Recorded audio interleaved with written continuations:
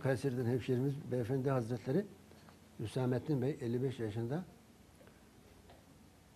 Böyle tuvalete zor gidiyor. Adım atıyor ama ayakkabı boyunda şu kadar adımı küçük küçük adım atıyor. Yavaş yavaş yavaş yavaş.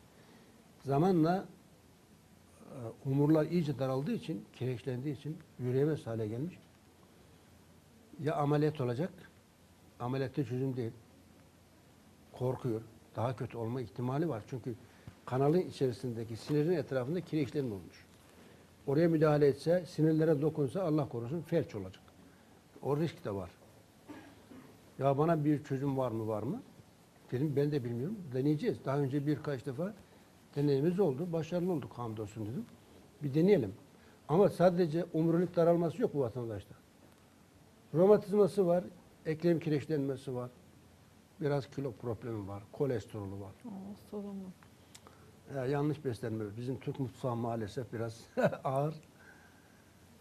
Güzel mutfağımız var da. Pastırmalar, Evet. mantılar. Mantı, makarna, börek, çörek. Dedim hallederiz inşallah.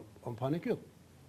Biz buna iksir, aloe vera jel, zerdeçal forte, zerdeçal forte, söğüt forte, söğüt forte, iksir jel, iksir, aloe vera jel gönderdik.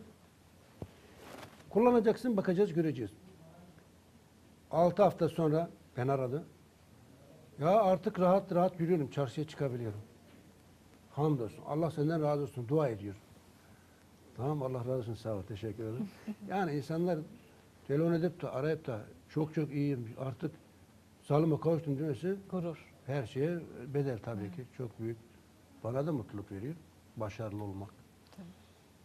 Artık yürüyorum. Problem kalmadan. Geçen yine aradı diyor ki romatizma eklem kireçlenmesine geçmiş. Romatizmam ne zaman geçecek? 3 ay oldu. Subhanallah dedim. Yavaş yavaş. Acele yok. Önce zerdeçal seti S'yi kullandı. Omurilik daralması için. O problemi atlattı. Sonra eklem kireçlenmesi için söğüt seti kullandı. Şimdi de onu da atlattı. Romatizmaya döndük. Harpagos setine. Romatizma ile ilgili. Dedim kaç ay oldu kullanalı? Harpagos setine yeni başladık. Acele yok.